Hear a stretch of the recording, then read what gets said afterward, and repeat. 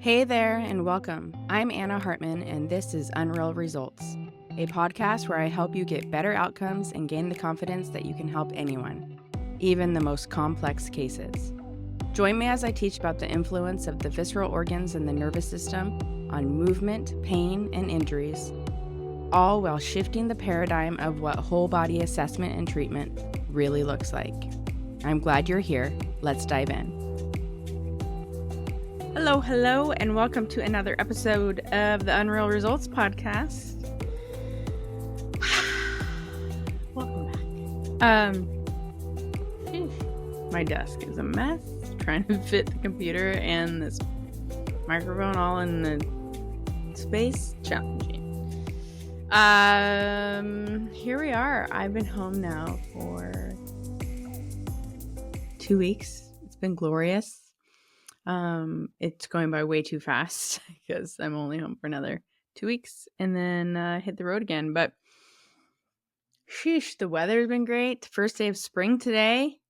We've made it. We've made it through winter. I know maybe where you live, perhaps it still feels a lot more like winter than spring. But that's also why I choose to not live in those places. Also, maybe you're in a different hemisphere. Shout out Southern Hemisphere people. And you're in the entirely opposite season as us. I sometimes wonder, I'm like, what a very Northern Hemisphere centric world we live in. That's my thought. But maybe it's just because I live here. And I'm like, is it annoying to those in the Southern Hemisphere who like follow along on social media and things, platforms like podcasts, and they're like, yo, it's opposite for us. And I try my best to not be like, oh, the course in the spring, the course in the fall, realizing that that's only true for half of the world, and use months. But man, if it's not difficult, especially sometimes when I don't know what month I'll be launching a course in. And so I'm just like, oh, the course will be in the fall or the summer.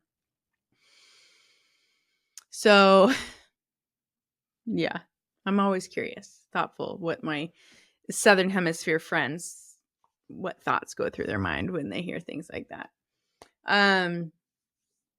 Speaking of courses, just opened the doors to the June 15th and 16th course, LTAP Level 1 course in Washington, D.C. Doors are open.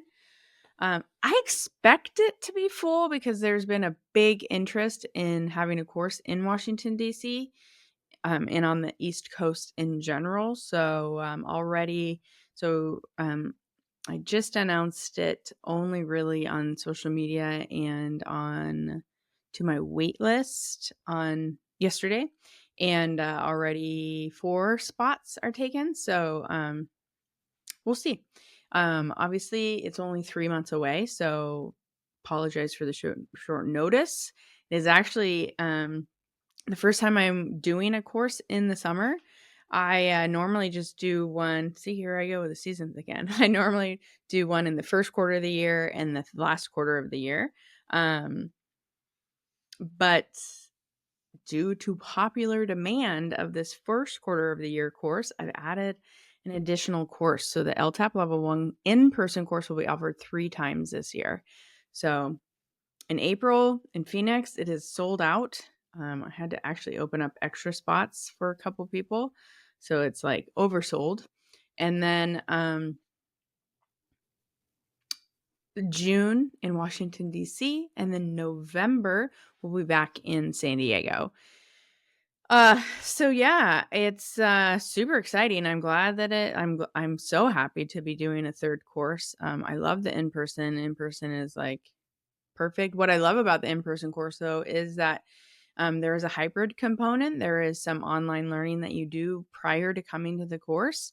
And that allows us to be the whole 2 days, like fully, basically hands-on. There'll be like a short lecture, orienting ourselves, like refocusing, reviewing the online modules right at the beginning of the class on Saturday. And then the rest of the day, Saturday and all day Sunday, is totally hands-on.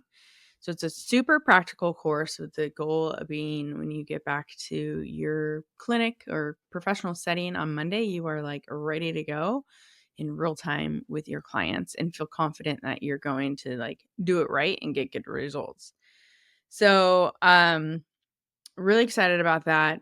We'll still be rolling out the certification for the LTAP to become a certified LTAP provider, but that's not going to be until probably the end of the second quarter, third quarter of the year. So more for the last courses. Obviously, if you've already gone through the courses, you'll be eligible to add on the certification if that's something that you want. But yeah, exciting things coming up, and still working on getting CEUs for people. Though I can't promise that. Definitely not promising that for the April course. Definitely not promising it for the June course, but that's my target. And we'll make sure that the certification portion at least has some CEUs attached to it too, if possible. So that's it on the courses. That's kind of what's exciting about this week. Rehab's going well with my athlete. We're just trucking along, and I was talking to his doctor yesterday, and I was just like, we have our goal. We seem to be on target for it. There's no way to know if it's going to work out. We just got to take it day by day, and the body will let us know if it's possible or not. So, he's sort of like, you can only control so many things, and we're controlling what we can control, and hoping the body responds in the way we want it to. But we're not about forcing things around here, and so we're not forcing it. We're just pushing the envelope, and his body's responding great. So super positive that I feel positive that we're doing the right things and we're on track to hopefully meet our goals. So yeah, it's an accelerated rehab. I always tell the doctor, cautiously aggressive.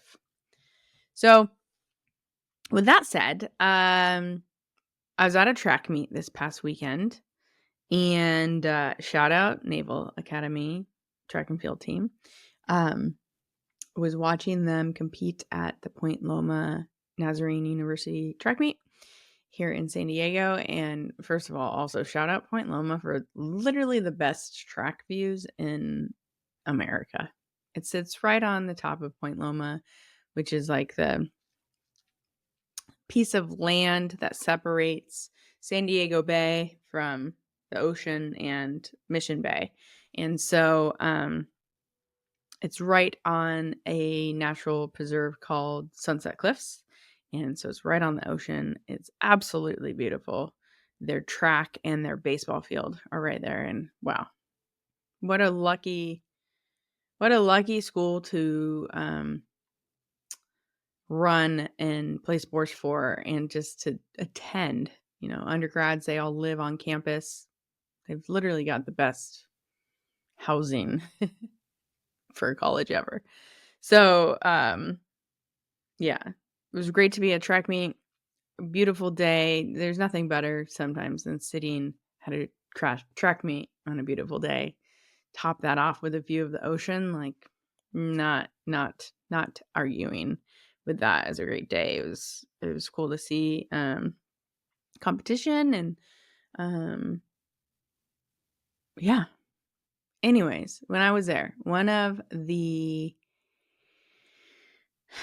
people there, he is a high school track coach, also happens to be one of the parents of one of the Naval Academy athletes, and he was talking to me. He asked me a question, tracked me down on the track when I was going to get something to drink. He asked me about Shin Splints, and basically he asked me, he's like, hey, is there any like new things, new discoveries, new treatments for Shin Splints? Because I coach high school track, and he's like, for the most part, we manage them pretty well. But then there's always a couple outliers that can't figure it out. And I was like, actually, yeah, I do have an opinion on shin splints. Full disclosure though, I don't see a lot of shin splints in my population of athletes. Number one, I have a small population of athletes. So I'm only going to see so many things. Number two, they're all elite professional athletes that are well taking care of themselves well, as well as don't really ever have a ton of like time off and like lapse from training. So they never sort of get in a situation where they're going to be overtrained. And I'd say the majority of shin splints often are from an overtraining error or just, and maybe it's not an overtraining error, it's an undertraining or underprepared error, meaning that they haven't really done anything and then they go into their seasons and then they're doing, they go from zero to, nothing to like everything. And then that's the overtraining error. So it's not necessarily overtraining technically, it's that you're underprepared. And now you're doing too much too soon and your body is barking at you. And so, I answered his question, too, in the perspective of like, if I did have an athlete that, assuming they're coming to me because they've tried all the traditional things and nothing has helped, these are the things I would consider. And actually, when I look back on the athletes that I have helped with this over the years, some of the stubborn ones, I think if I would have known this information, perhaps I would have had a little bit better outcome with them. This also comes about a year ago. One of my athletes' agents reached out to me about another one of his football players who was a professional football player. I can't remember position, but I want to say it was a wide receiver, some sort of position like that, like a more I don't even know what you want to call those positions, but like a little bit more dynamic of a position, move around a little bit more on the field. But anyways, his agent reached out to me because he was having this problem. He had actually bilateral shin splints and he wasn't getting any relief from, anybody he was seeing really, like the sports medicine team, on the team he was with, other professionals in the area. I guess it was like something that it's been like kind of chronic for him. And so they were reaching out to me to see if I could consult with them and then what I would consider, like what maybe are they missing. And so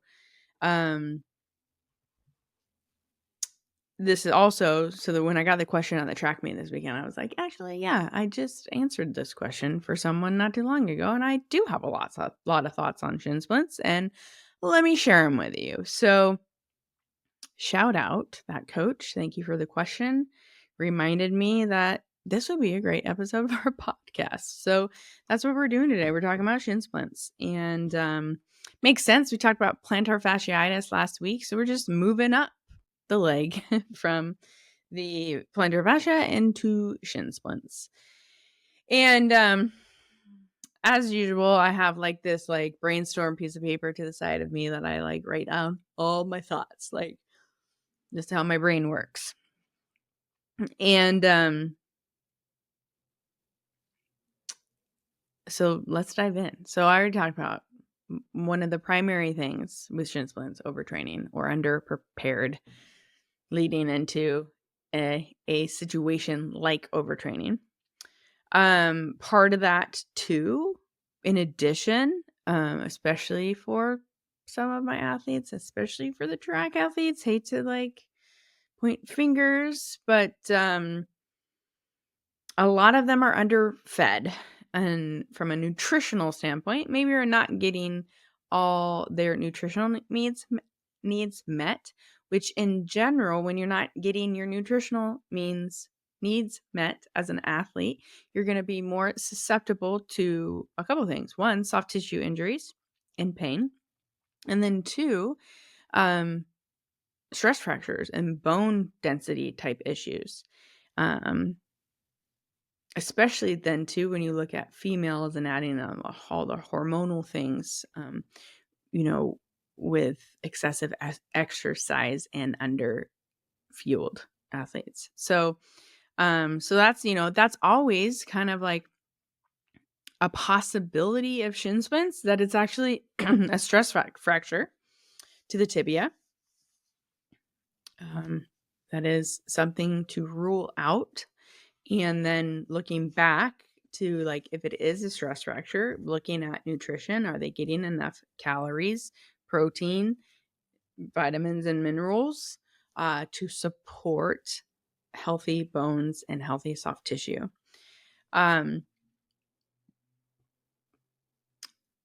Overtraining also gets thrown into this category, right? Like, at the end of the day, like, how much pounding is happening on these bones? Within this too, this overtraining piece and this like stress fracture piece, and it's going to relate to another sort of factor that I have in shin splints too, on the deceleration weakness, is basically your running mechanics and your movement mechanics, in terms of, are you moving within your fascial tensegrity system? Like, are you eliciting an absorption of forces through the muscles and the fascia, and an elastic recoil through the fascia to be efficient with your running mechanics? And so how this relates to it, when we can stay in this elastic recoil function, especially of our lower legs, because our lower legs are a built-in spring for us. So when we're developing in the womb, our limbs come out of the embryo, and then as the embryo is developing into a baby, so a fetus and then into a baby, one of the last things that happens in our limb formation is our lower legs twist. Not lower, so our entire legs twist. The back of the leg becomes the front becomes the back. And so we have a built-in spiral, a built-in spring to our lower extremity. This is part of what makes our walking so efficient, is that we are relying on this built-in spring action of the limb. This built-in spring action of the limb is also amplified by, one, our rotational pattern in our trunk, our bipedal rotational pattern, but then ultimately amplified by our fascia.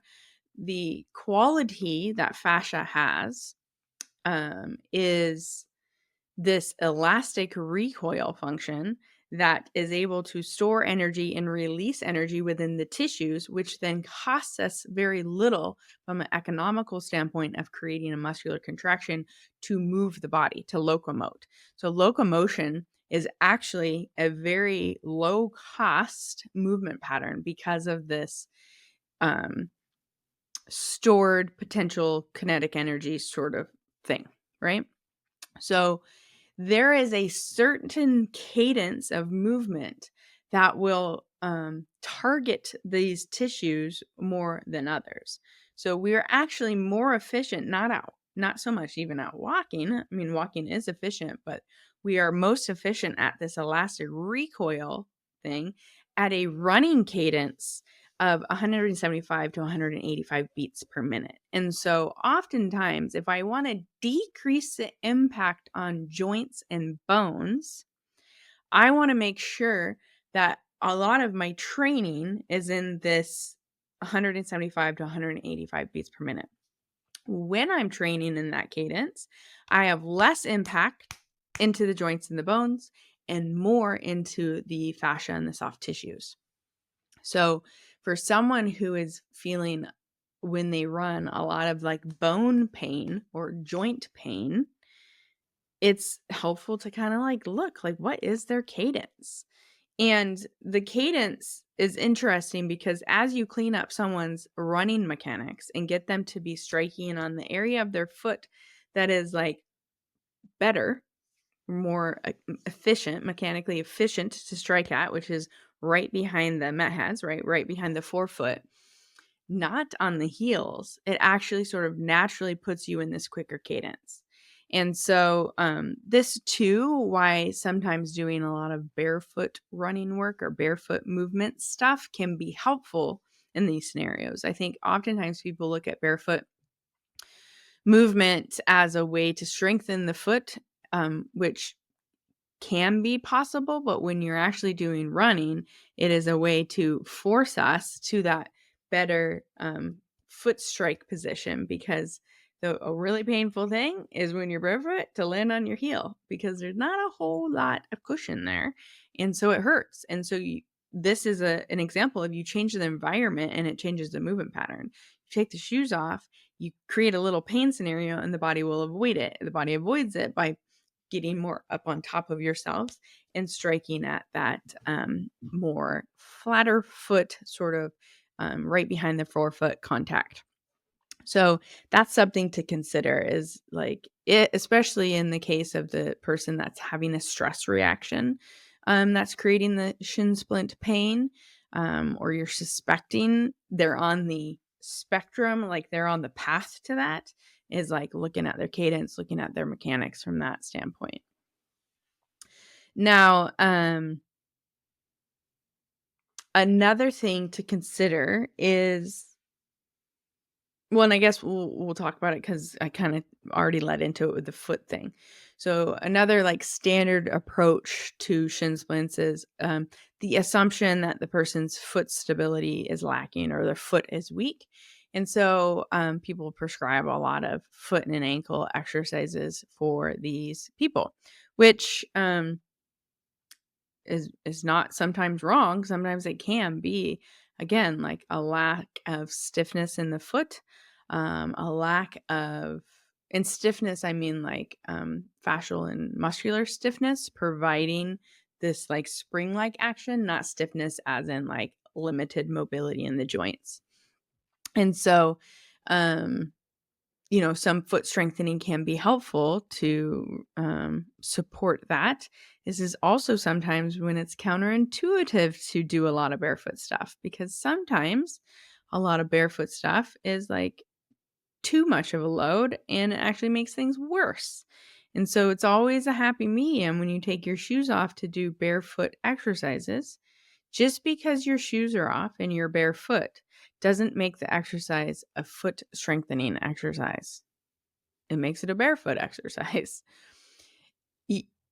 And then every exercise you do barefoot is not great, not always helpful. So this is always like, what is the intention behind the exercise? So oftentimes my athletes will be like, oh, we should do our step ups or our split squats or our squats with our shoes off.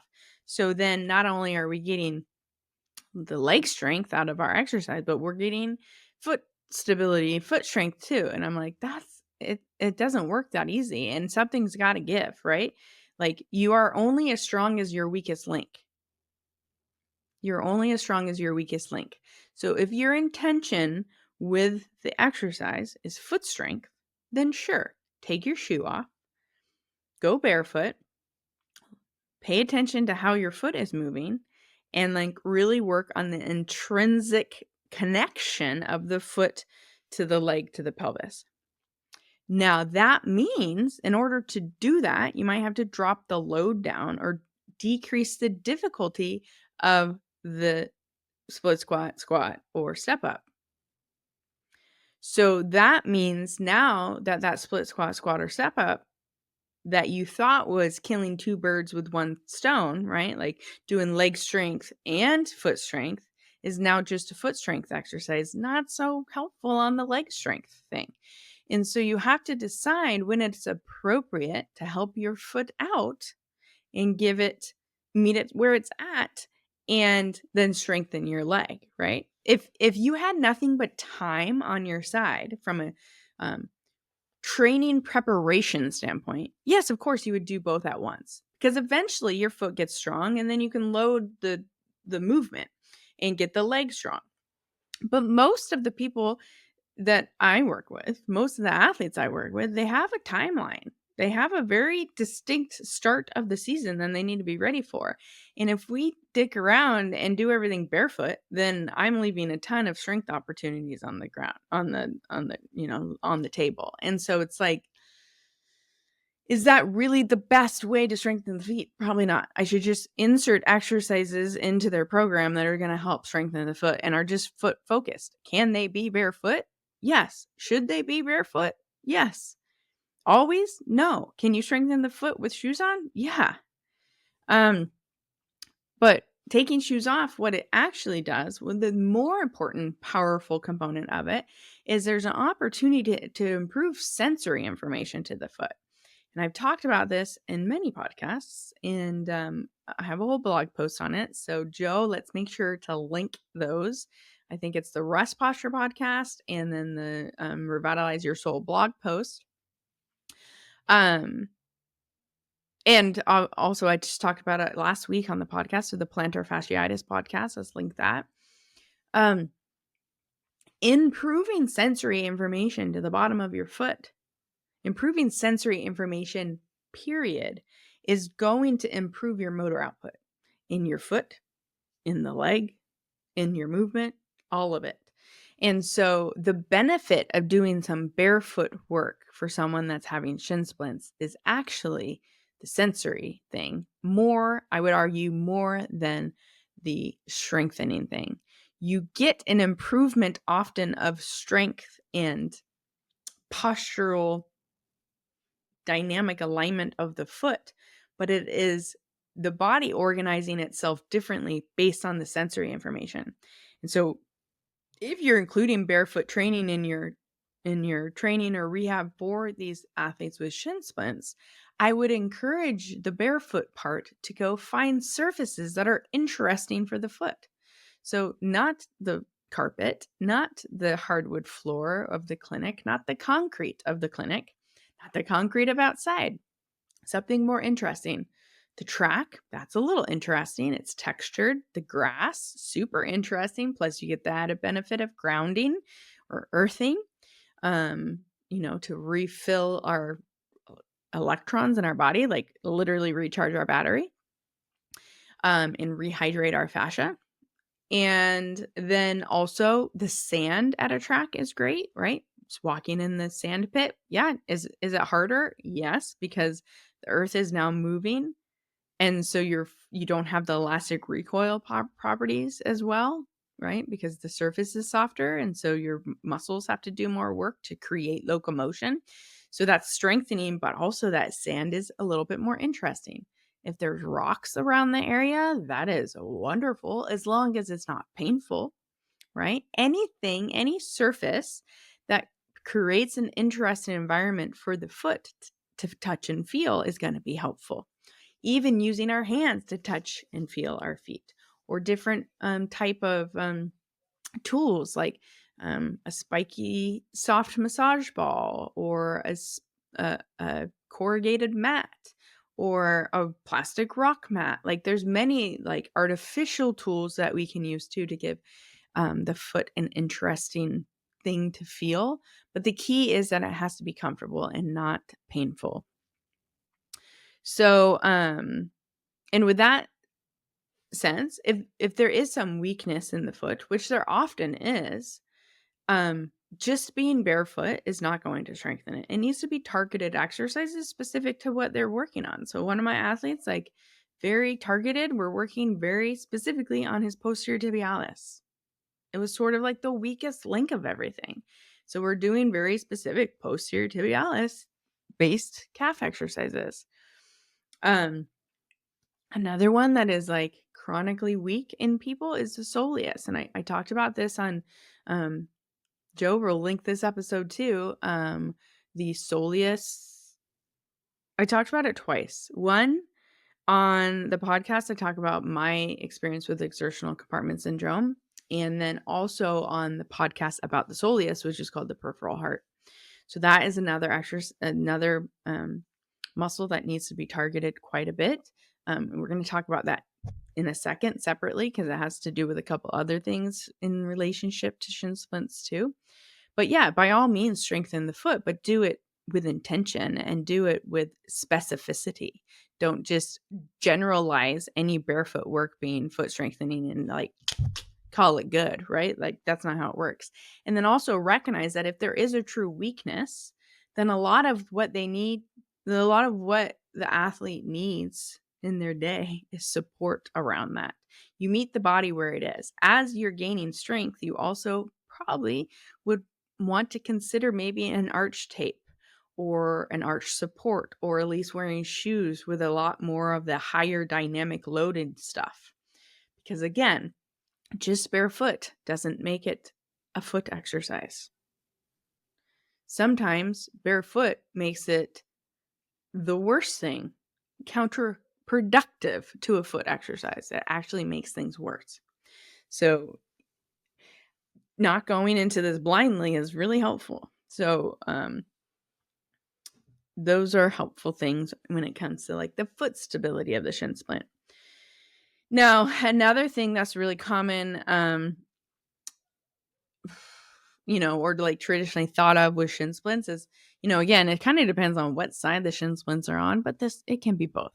Let's not oversimplify things, but traditionally it's thought that shin splints that are more on the outside of your shin, like around the tibialis anterior or anterior compartment of the leg, are related to not very good deceleration mechanics, or just like a fatigue of the dorsiflexors, right? And so, you're getting kind of like a little foot drop scenario. And so theoretically, then that means we need to work on our deceleration. And deceleration is something that I think a lot of people don't work on enough in general. I think deceleration is a little bit misunderstood.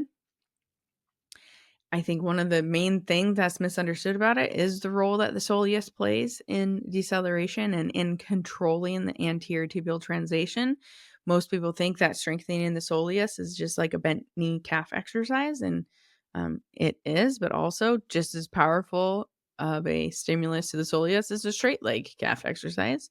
But even more powerful to a soleus is a deep squat or a deep lunge or decelerating.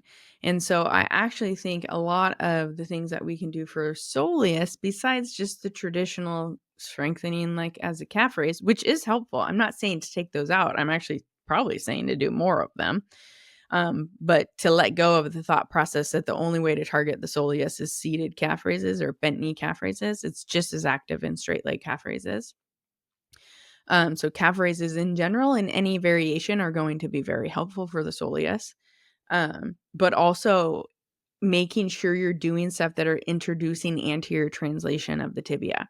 So full dorsiflexion, a deep squat, something I'm playing around with now, thanks to a new friend and colleague that I've been learning from and working with, is some deeper, like yielding type of eccentric.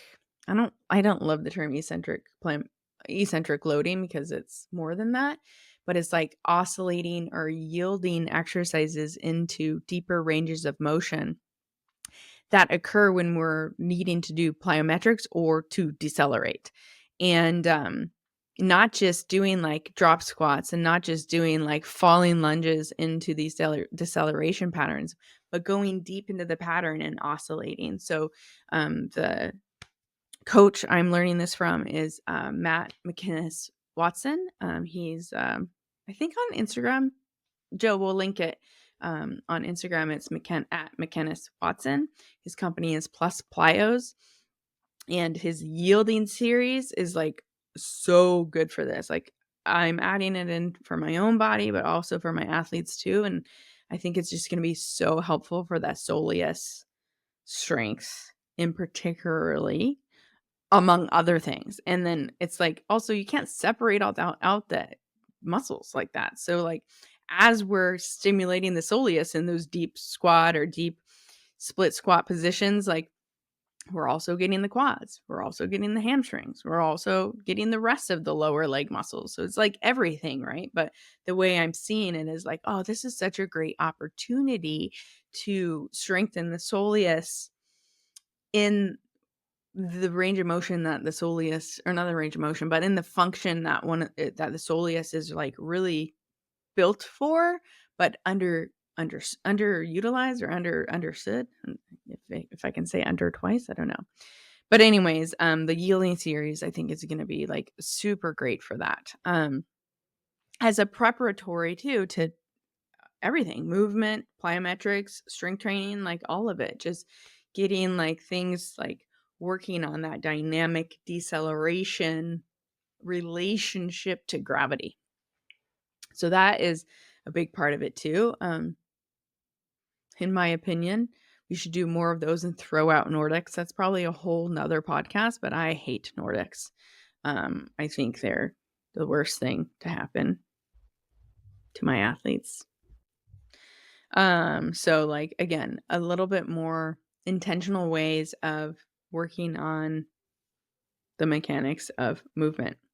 So deceleration, weakness, overtraining, foot stability, poor cadence, impact. We talked about nutrition. And now the little bit more out there things is obviously, I'm not going to not talk about the viscera and the nervous system. Specifically for shin splints, the first thing that comes up into my brain is more neural than visceral, though we also know the visceral things are translated, are relayed or referred on neural things. So when there's a visceral thing, there's also a neural component to it. So from a visceral standpoint, it's sort of like very similar to the foot. The medial side of the leg is going to be associated a little bit more with the urogenital organs, and the lateral side of the leg is going to be a little bit more associated with the intestines. However, the proximal tib-fib joint is a witness to, meaning that the mobility will be affected by the urogenital organs as well.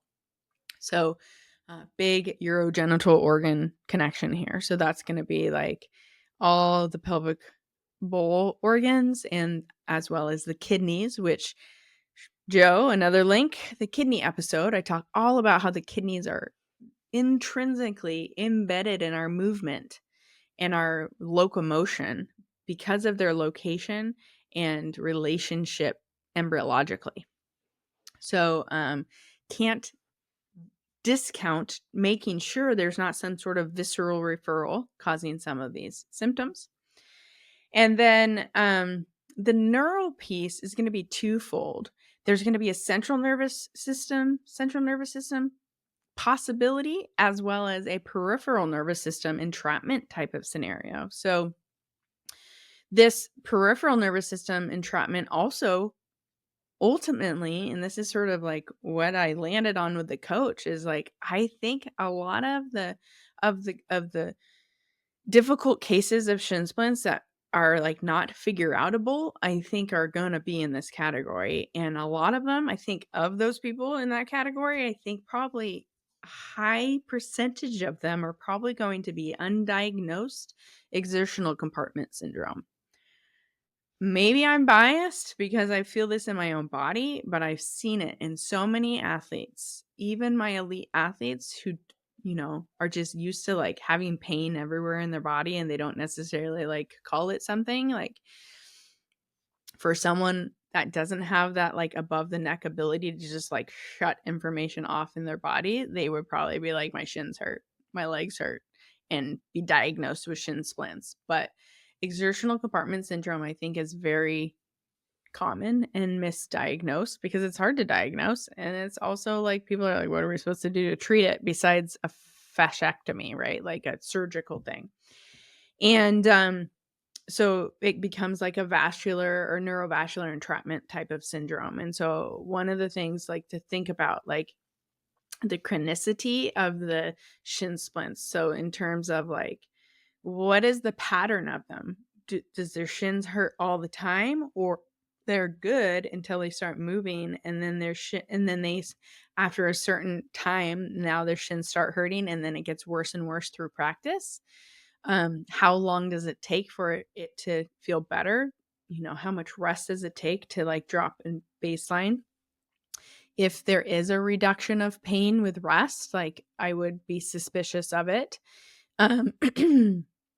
If after practice, like if it gets worse and worse and worse, and it takes a good amount of hours after practice for them to feel better, less pain and pressure, and or if they complain of symptoms like a dead leg sometimes after practice, this is also maybe more indicative of it. So it is interesting to play around with sort of like start your workout and continue until you feel it, and then rest and see if it gets better.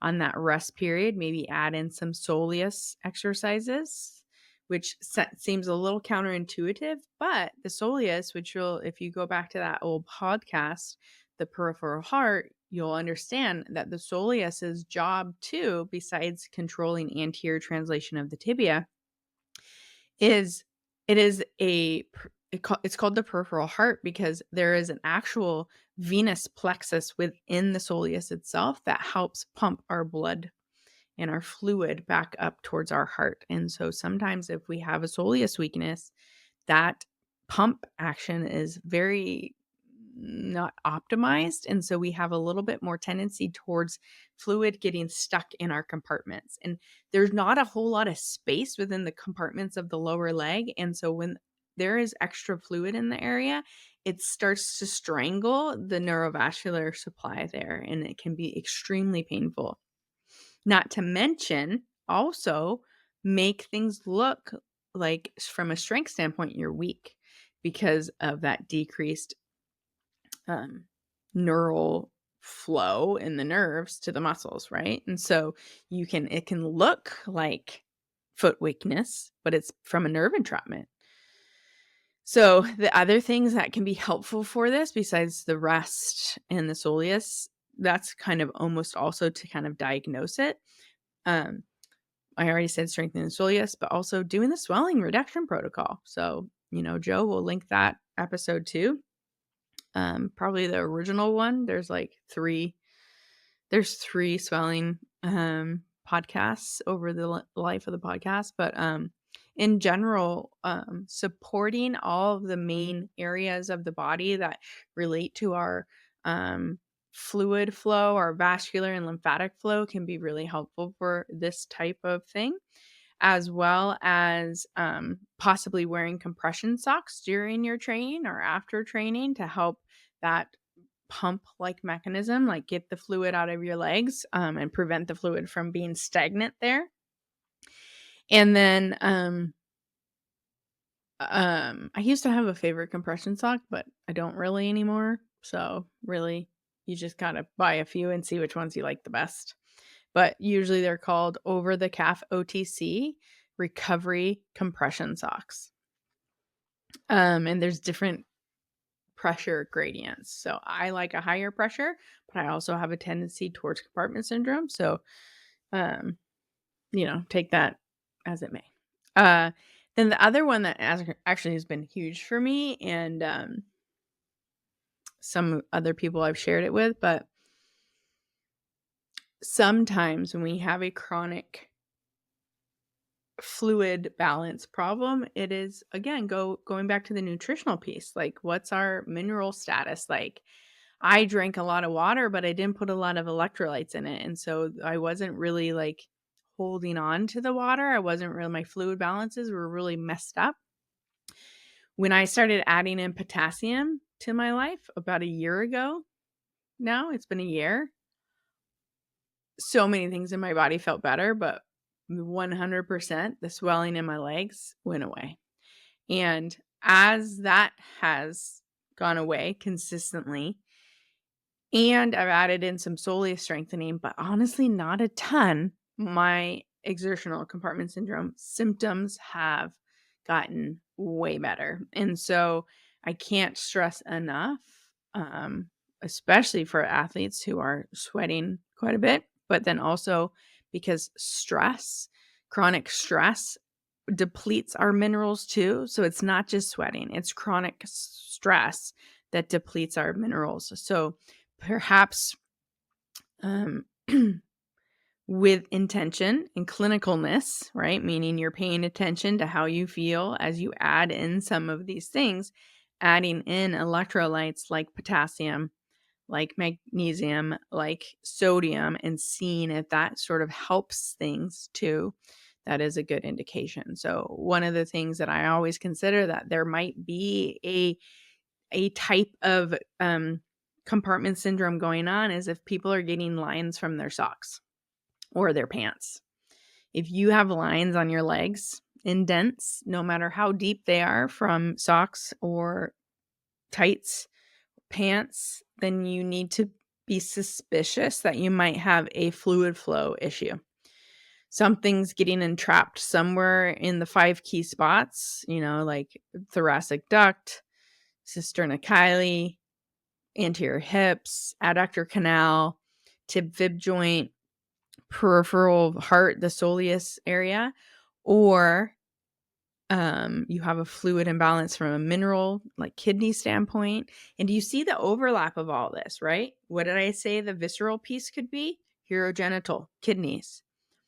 What did I say that the soleus does? It does a lot. Helps us with our fluid support.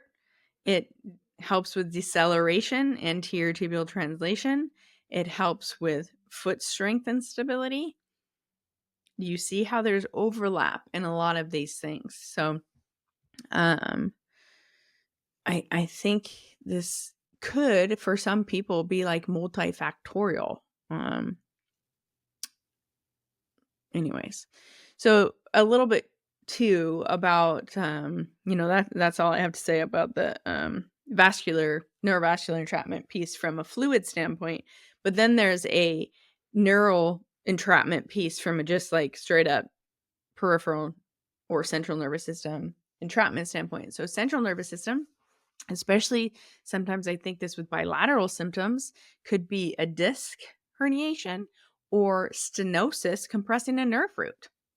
So we need to rule out the spine for this kind of thing, as well as it could be a peripheral nerve entrapment. So, on the inside of our leg, shin splints, it's going to be kind of related to the saphenous nerve. And so like what's happening in that saphenous nerve? The saphenous nerve has a lot of chance for entrapment all along the border of the sartorius. And so that's something to consider. I did, Joe, another link, did a episode on the saphenous, or not the saphenous, the sartorius. So I definitely talked about saphenous nerve entrapment there. But then also on the outside of the legs, the anterior compartment is going to be back of the leg. It's going to be more tibial or common perineal nerve entrapment possibilities. All right. I did a whole podcast, Joe, link it in the show notes, on the fibula and unlocking the fibula and how important that is for mechanics. So another thing to consider of what might be driving some of this pain, right? And so if this feels like a lot of things to consider, this is the life of assessing something, right? We're trying to assess like which one of these things could it be, and in a very generic diagnosis, like shin splints, right? That's a very generic term. It's like, what does shin splints mean? It's pain on the front of your leg. Could be medial tibial stress syndrome, could be lateral tibial stress syndrome, could be not a stress syndrome at all, right? So don't just take the diagnosis and the label that's given as like how to proceed with treatment. You have to do a thorough evaluation, which should consider all these parts: compartment syndrome, nutrition, minerals, fluid balance, neural entrapment in the central nervous system, even at the cranium, in the peripheral nervous system, overtraining, undertraining, deceleration mechanics, cadence, loading of the fascia or loading of the joints and the bones, foot stability, foot sensory information, stability, what specifically needs strengthening, how you're going to strengthen it, and do you need to use some sort of brace to support it in the meantime? So many pieces, right? This is why also it's hard to do just as one practitioner, hard to do just as a coach, hard to do just as an athletic trainer, hard to do just as a physical therapist. Sometimes I need to pull in the track coach to help me on some of these pieces, But then also the track coach or whatever sport coach needs to pull in a healthcare professional in some of these pieces too to rule out all this other stuff. And then sometimes I need to pull in a doctor. Do we need to get an MRI of their back? So lots of things to consider. But a great conversation, right? Of like looking at a little bit more big picture. And remembering, if you're treating something in the traditional, like accepted gold standard way of doing it and it's not getting better, don't just keep banging your head against the wall and doing the same thing over and over again. Look bigger. Consider all of the other things that you could be missing and go there, right? This is like, again, kind of like the coach said in the beginning of the question this past weekend was like, he's like, I got a handful of kids that get shin splints. I'm usually pretty good at managing 75% of them, but 25% of them, like sometimes I just can't figure it out. Yeah, because it's not always going to be the standard thing. So hopefully this was helpful. I went a little longer than I intended to, but lots of different podcasts for you to kind of listen to get other different pieces of this. So let me know if you have questions, and have a great day.